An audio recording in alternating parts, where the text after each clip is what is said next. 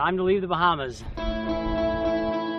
Our brief taste of the cruising life in a tropical paradise had come to an end all too soon, as it was time to head for Nova Scotia, Canada, to escape for hurricane season. We picked up my brother Thomas in Marsh Harbor and set off for another 9-day passage in the Atlantic Ocean.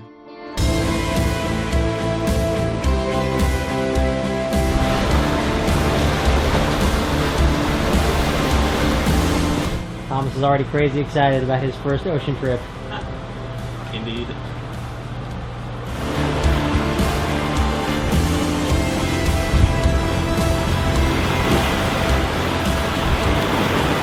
Give us the line. What line are you looking for? The SpongeBob line. I don't know it. Who lives in a pineapple under the sea? SpongeBob SquarePants! Forest and yellow absorbent is he. SpongeBob Square... It's not wrong. Is Yes. it squarish and yellow and porous is he? Take two, do it again. What's my line? Who lives in a pineapple under the sea? Okay, ready? Take 4 or 5, I don't know. Who lives in a pineapple under the sea? David. SpongeBob SquarePants! God damn it. Alright guys, you're sucking at this. One more time. Let's go. Ready? On 3.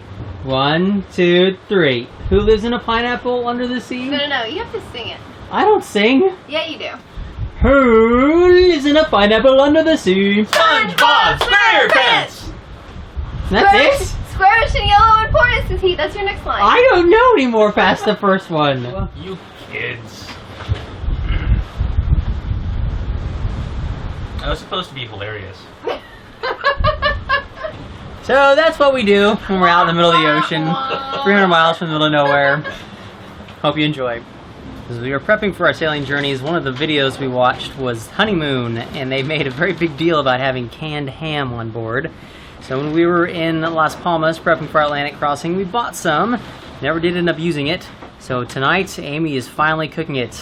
And I understand it's a little bit more delicious than what they got. So let's see what we've got. Ta-da! Oh yeah, we got ham and cheese and potatoes and deliciousness. It's a scout potato recipe from the Boat Galley. Boat galley, well, that seems pretty appropriate. Yay, yes. Alright, well it's time to eat, we're hungry. We were excited to finally be able to use our big blue spinnaker on a long-term passage. Unfortunately for us, that joy was to be short-lived. Alright, we got the sail down. And up there, you can see we're flying a blue flag. Spinnaker material looks like it got caught on the spreader. And that's what caused it to rip, I guess? Not so bueno. So walk us through the excitement about the last 10-15 minutes. So, you were doing the dishes? Doing the dishes. Yeah, and noticed that we were going through some seaweed or something and went out to check on things, and sure enough, we have our first fish on the line. For 7,000 miles, we finally caught a freaking Yes. fish. We're actually at 7,570 miles. 7,500, yeah. You're just making it worse. Just making it worse. Yeah. Then we looked forward, and I don't know how the heck that happened. We were flying our spinnaker, and it was backwinded and getting caught around the mast. So we came back out, and the wind, I guess, shifted back around, and spinnaker snapped back in place, and we noticed a giant rip in it. Yep. We just can't win with those sails, so we just quickly dropped it down, put it in a sail bag, and threw it back in the locker. So now we're going to raise this creature up, so we'll have at least one head sail we can still use, but it's kind of a bummer. Yeah, big bummer. Another costly repair we have to do. Yeah, the boat giveth and the boat taketh away.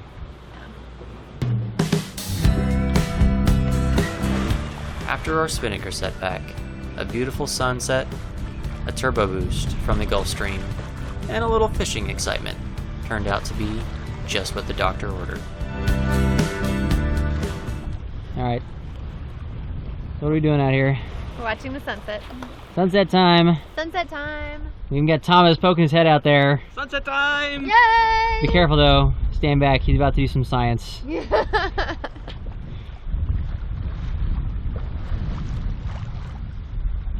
And it's gone. Disappeared behind a cloud, so we can't see if it turned green, but another end of a beautiful day, and get ready for another gorgeous night.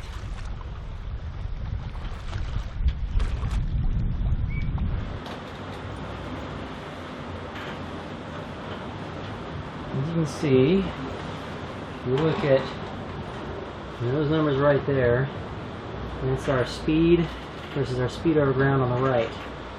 And I think we are smack dab in the middle of the Gulf Stream right now, because it is shooting us north. I mean, we're sailing pretty well, but we certainly don't do 12 knots on a regular basis.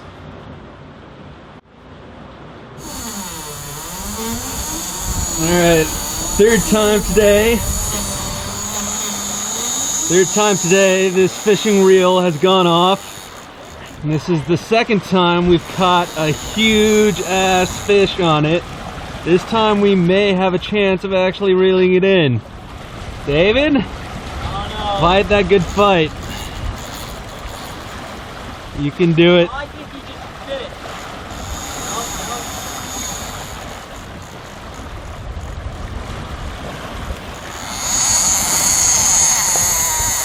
Holy shit, dude.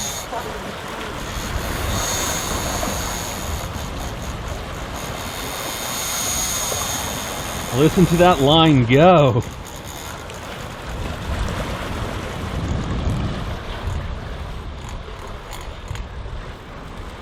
Jesus, he's so fucking far out there. Do you want Amy to slow the boat down? Yeah. Slow it down! I don't know if we're gonna get him.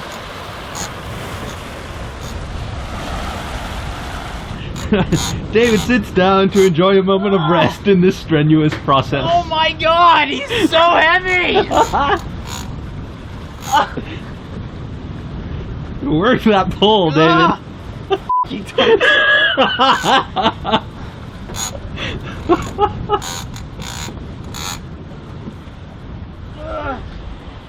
Any words about this momentous occasion right now, Amy? Hope we landed. Gotta land it first.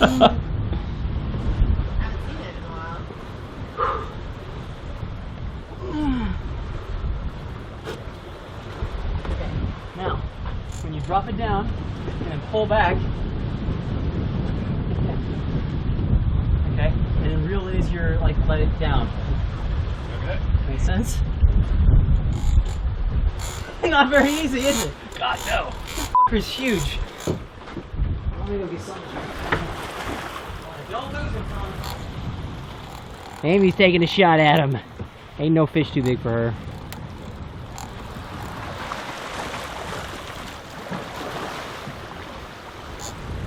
Starting to see some activity on the line.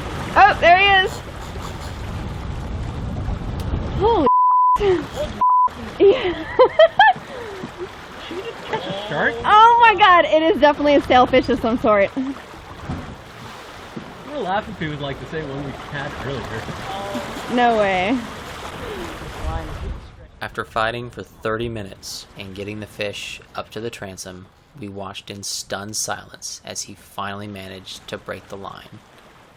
Fortunately, Poseidon deemed that we were worthy of yet another chance to try to catch an edible fish. Alright, we're here with attempt number 4. It's about time. Amy ordered one up from Poseidon, so... Or Zeus. She's not entirely sure which. Hey, as long as I get a fish, I'm happy.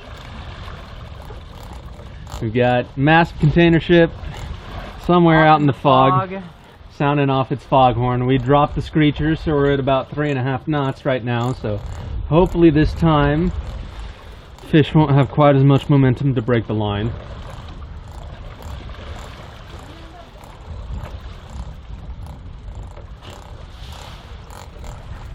Oh, I see him. Oh, it's a tuna!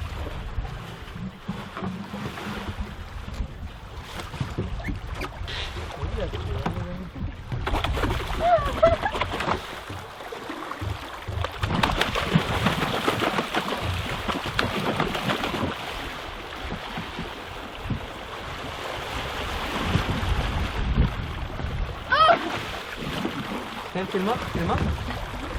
Got him? Yeah, I got him. Jesus, that dude's huge. We got a fish!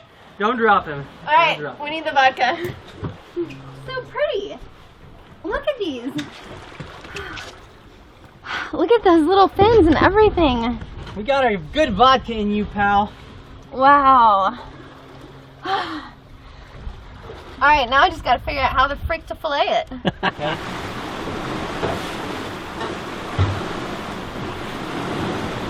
Having fun there, babe. This is actually harder than reeling this fish in. Well, Not harder than reeling that marlin yesterday, but harder than reeling this fish in. start at the tail, lift the fillet by hand, and neatly trim from the backbone. Okay, that's what I had thought.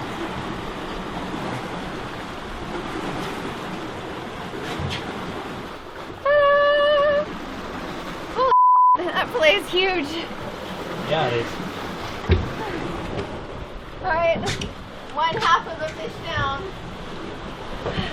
Next half to go.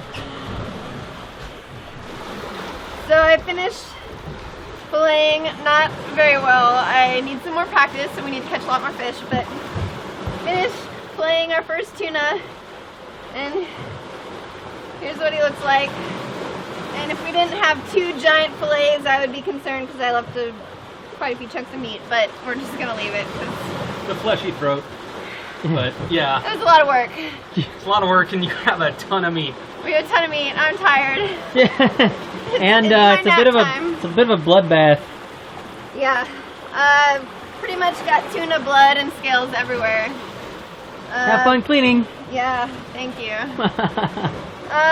So that's exciting. First fish. Yeah, our first. Poseidon listened. Yeah. So Thank you, Bob, Goodbye, for your tuna. sacrifice. yeah, thank you, Bob.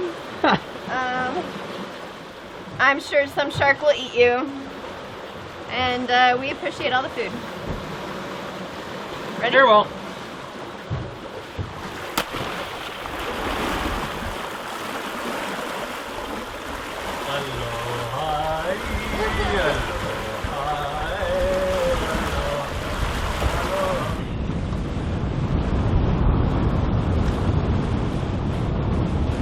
This is something a little bit different. Now that we're further up north, we got fog. Can't see like 200 feet in front of the boat. Well, I guess that's what radar is good for. But we are closing in on Halifax. Today is Tuesday. We should be in there tomorrow. But I guess we better get used to this.